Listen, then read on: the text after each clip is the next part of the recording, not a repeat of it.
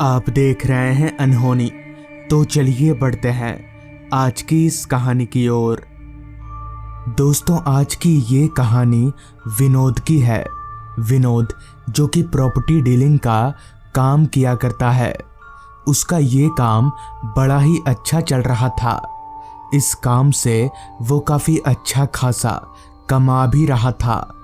एक बार की बात है, विनोद अपने ऑफिस में बैठा कुछ काम में ही लगा हुआ था कि तभी उसके टेबल पर रखा लैंडलाइन फ़ोन बज उठा। विनोद ने तुरंत फ़ोन का रिसीवर उठाया तो सामने से आवाज़ आई। जी, मैं नीलकमल बोल रहा हूँ, दीमड़ गांव से। दीमड़ गांव में मेरी एक बहुत पुरानी हवेली है, 9,500 स्क्वायर फीट में। क्या आप उसे बिकवा सकते हैं? आपको अच्छा खासा कमीशन भी मिल जाएगा मेरी तरफ से।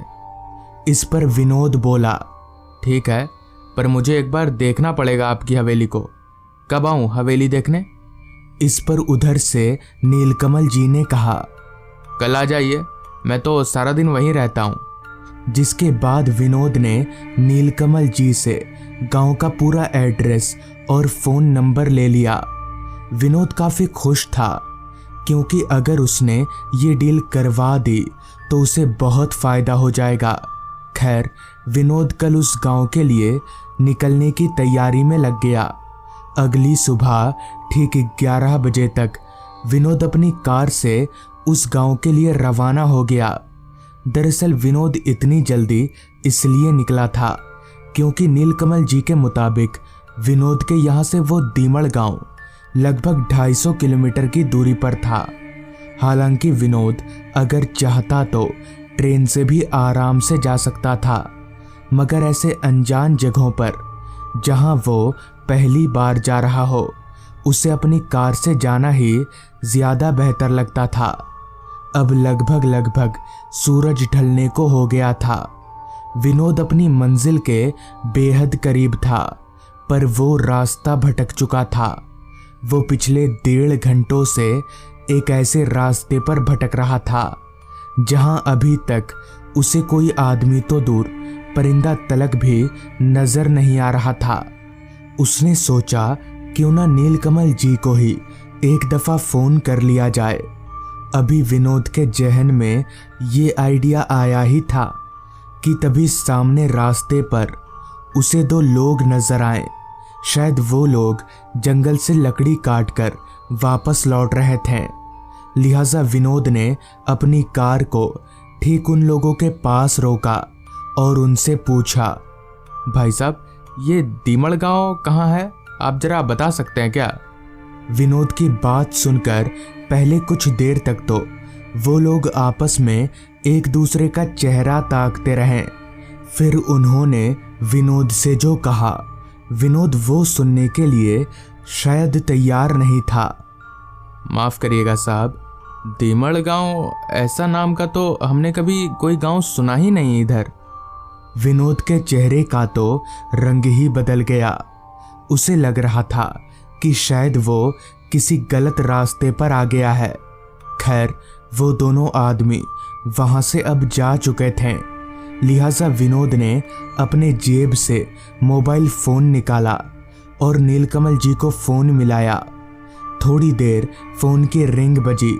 फिर नीलकमल जी ने फ़ोन उठाते हुए कहा, तुम सही रास्ते पर हो, उसी रास्ते पर चलते रहो और कोई ज़रूरत नहीं है बेवकूफ़ों से गांव का पता पूछने की। इतना कहकर नीलकमल जी ने फ़ोन रख दिया। विनोद की हैरानगी की कोई सीमा ना रही। उसे अपने कानों पर विश्वास नहीं हो रहा था। आखिर ऐसा कैसे हो सकता है? नीलकमल जी को पता कैसे चल गया कि विनोद ने उनसे पता पूछने के लिए फ़ोन किया है? और उन्हें ये कैसे पता चल गया कि विनोद ने थोड़ी देर पहले 2 लोगों से एड्रेस पूछा है? खैर, विनोद इस सवाल को मन में लिए नीलकमल जी के बताए मुताबिक रास्ते पर आगे बढ़ने लगा। अब तक पूरी तरह से अंधेरा पसर चुका था। शाम हो चुकी थी। चांद जमीन और आसमान दोनों पर अपनी रोशनी बिखेर रहा था। विनोद को गाड़ी चलाते हुए अब काफी समय गुजर चुका था। मगर अभी तक ना तो दीमड़ गांव आया था और ना ही कोई और गांव। मन ही मन विनोद को काफी गुस्सा आ रहा था, मगर कहते हैं ना, पैसों का लालच आदमी से कुछ भी करवाता है। विनोद भी उसी लालच तले दबा हुआ था। खैर, वो गाड़ी चलाता रहा। अभी वो गाड़ी चला ही रहा था कि तभी रास्ते के एक किनारे पर उसे एक पीले रंग का टूटा फूटा बोर्ड नजर आया, जिस पर साफ साफ अक्षरों में लिखा हुआ था, दीमड़ गांव 2 किलोमीटर। विनोद की जान में जान आई, पर एक बात ये भी अजीब थी कि जब गांव इसी तरफ था तो उन लोगों ने ऐसा क्यों कहा कि इधर दीमड़ नाम का कोई गांव ही नहीं है।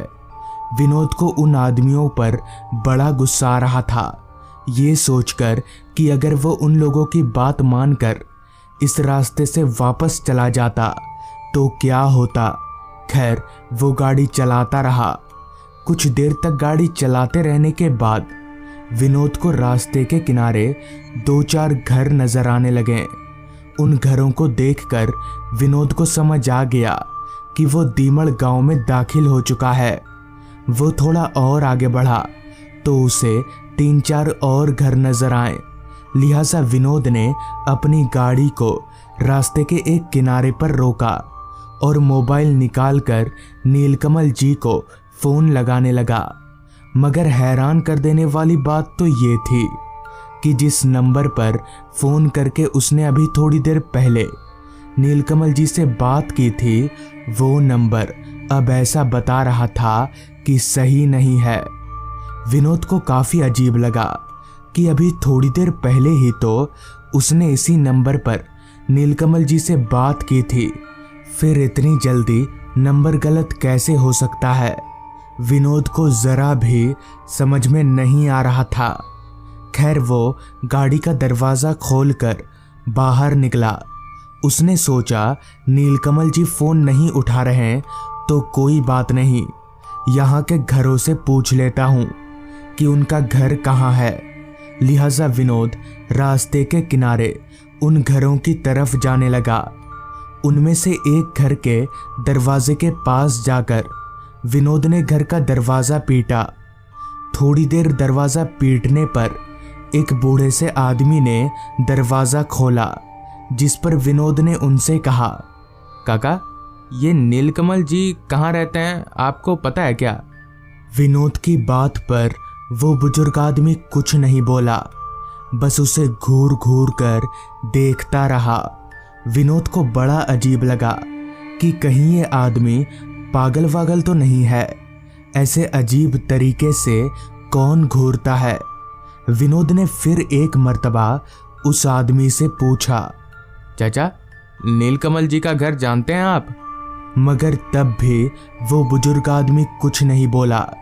विनोद को पूरा यकीन हो गया कि जरूर ये बुजुर्ग आदमी दिमाग से हल्का है, वरना ऐसी हरकत कौन करता है। लिहाजा विनोद उस बुजुर्ग आदमी के घर के दरवाजे से हटकर दूसरे घरों की तरफ जाने लगा। मगर विनोद जैसे ही उसके दरवाजे से हटा कि तभी वो बुजुर्ग आदमी भी विनोद के साथ ही साथ अपने घर से बाहर निकल आया और विनोद के पीछे पीछे जाने लगा। विनोद को बड़ा अजीब लगा कि भला ये आदमी उसका पीछा क्यों कर रहा है, जिस पर विनोद ने उस बुजुर्ग आदमी को टोका भी, मगर फिर से ना ही उसने कोई जवाब दिया और ना ही उसने विनोद का पीछा करना बंद किया। खैर, परेशान विनोद दूसरे घर के दरवाजे पर गया और दरवाज़ा पीटने लगा। तो 2-3 बार दरवाज़ा पीटने पर इस बार एक औरत ने दरवाज़ा खोला। विनोद ने उस औरत से पूछा, आप नीलकमल जी को जानती हैं क्या? यहाँ उनकी कोई हवेली है? इस पर कुछ देर तक तो वो औरत भी विनोद को घूरती रही, मगर फिर वो बोली, जितनी जल्दी हो सके यहाँ से निकल जाइए, वरना बहुत बुरा होगा। ये सुनकर विनोद के होश उड़ गए कि आखिर ये औरत ऐसा क्यों बोल रही है। कहीं ये भी उस बुजुर्ग आदमी की तरह पागल तो नहीं है। विनोद अभी ये सब सोच ही रहा था कि तभी उस औरत ने कहा, नीलकमल जी को मरे आज 5 साल हो चुके हैं। उनकी इच्छा थी कि वो अपनी हवेली को बेचकर मरे, मगर ये हो ना सका। तब से लेकर इन 5 सालों में गांव की हालत बहुत ख़राब हो गई है। नीलकमल जी की आत्मा ऐसे ही दलालों को फ़ोन कर करके अपनी हवेली में बुलाती है, और जो एक बार उनकी हवेली में चला जाता है वो कभी वापस नहीं लौटता। ये सब सुनकर विनोद के पैरों तले जमीन निकल गई, मगर उसे यकीन नहीं हो पा रहा था कि आखिर किसी की आत्मा फोन पर बात कैसे कर सकती है। इसी सवाल को विनोद ने उस औरत से पूछा, तो उस औरत का जवाब सुनकर फिर एक बार उसका पूरा दिमाग घूम गया। आप भी तो अभी एक आत्मा से ही बात कर रहे हैं। इतना कहकर उस औरत ने अपने पैरों को आगे बढ़ा दिया, तो विनोद ने देखा कि उस औरत के पैर उल्टे हैं। विनोद को पूरा मामला समझ आ गया। तभी वो जब पीछे पलटा और बुजुर्ग आदमी के पैरों को देखा तो उसके भी पैर उल्टे थे, जिसके बाद विनोद ने ना आव देखा ना ताव, वो सीधे अपनी कार में बैठा और कार घुमाकर वहां से निकल गया। मगर वो सब था क्या, ये आज तक विनोद को पता नहीं चल पाया। तो दोस्तों, ये थी आज की कहानी। अगर आपको ये कहानी पसंद आई हो तो चैनल को ज़रूर सब्सक्राइब कर लें। तो मैं आपका दोस्त आर्यन जल्द ही मिलूँगा आपसे ऐसी ही एक कहानी के साथ।